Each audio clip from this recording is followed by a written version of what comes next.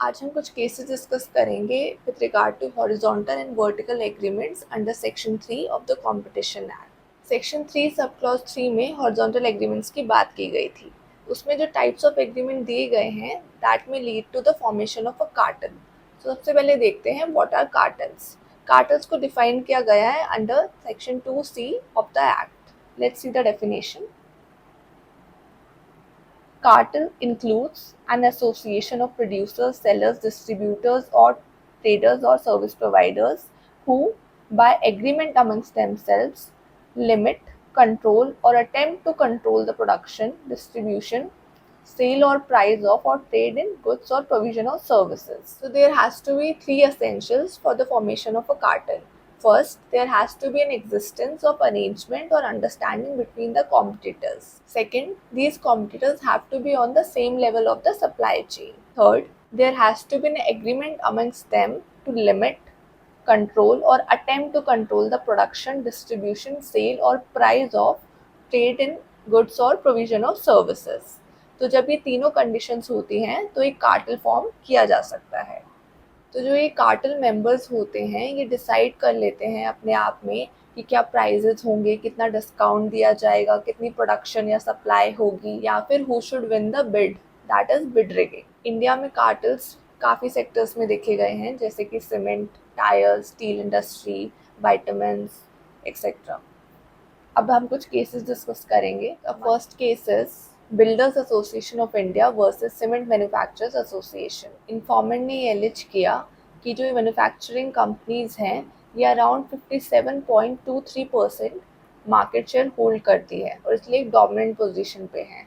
और ये कंपनीज मिलकर प्राइस फिक्सिंग कर रही हैं, plus they are under utilizing their supply plans. इन कंपनीज ने इंडिया को 5 जोन्स में डिवाइड कर दिया है, that is north, south, east, west and central. CCI ने ऑब्जर्व किया कि just after the high power committee meeting organized by cement manufacturers association, इन सभी सीमेंट कंपनीज के जो प्राइजेस थे वो इंक्रीज हो गए। और सेकेंडली, इन सभी कंपनीज का capacity utilization year on year plant wise basis से कम होता गया, जिससे इन्होंने प्रोडक्शन को लिमिट और कंट्रोल कर लिया।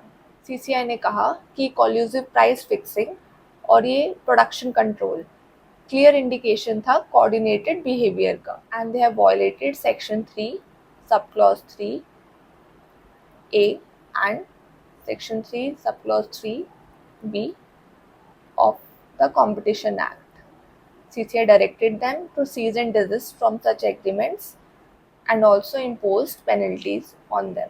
Our second case is All India Tyres Dealers Federation versus Tyre Manufacturers. तो यहाँ पे इन्फॉर्मेंट थी all India tyre dealers federation. इन्होंने इंफॉर्मेशन दी under the MRTP act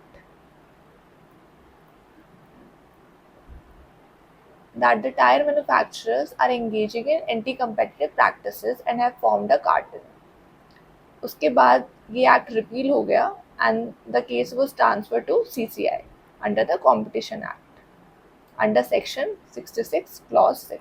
CCI ने प्राइमा फेसाई ओपिनियन बनाया that there is a cartelization and they order DG to conduct an inquiry. तो यहाँ पे इशू ये था कि क्या टायर मैन्युफैक्चरर्स ने सेक्शन 3 क्लॉज 3 को वायलेट किया है या नहीं।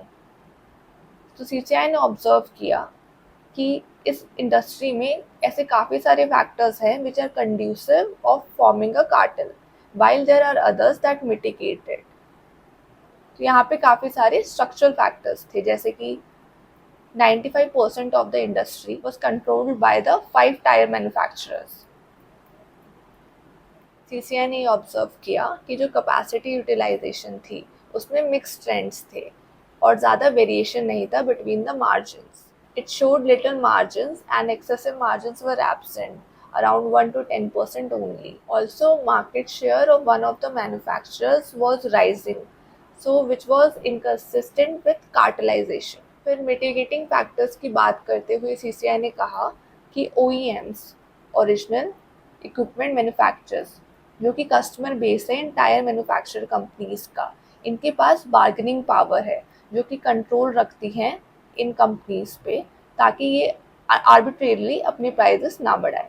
Based on all these factors CCI ने ये हेल्ड किया कि जो एविडेंस है वो insufficient to support the claim कि यहाँ पे कार्टेलाइजेशन हुआ था between the tyre manufacturers. Our next case is Shamsher Kataria versus Honda Siel cars India limited.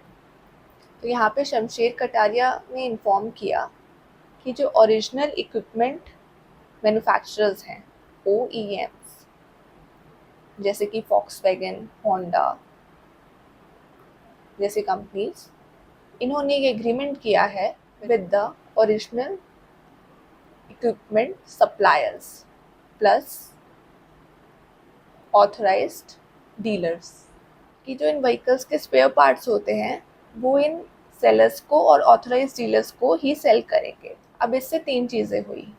पहला, इससे जो OES थे वो डायरेक्टली इंडिपेंडेंट रिपेयर्स को उन पार्ट्स को सेल नहीं कर सकते थे। सेकेंडली, जो डायग्नोस्टिक टूल्स और सॉफ्टवेयर चाहिए होता है to repair the spare parts वो अवेलेबल नहीं थे to independent repairers in the open market.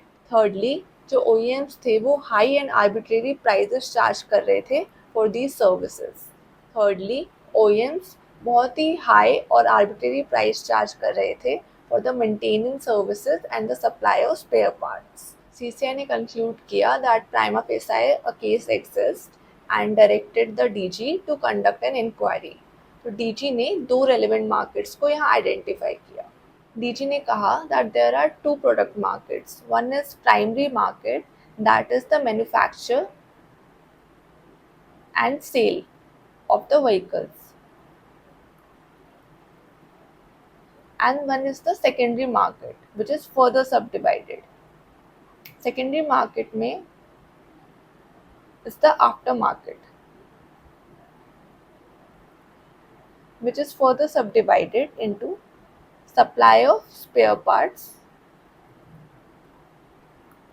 and after sale services.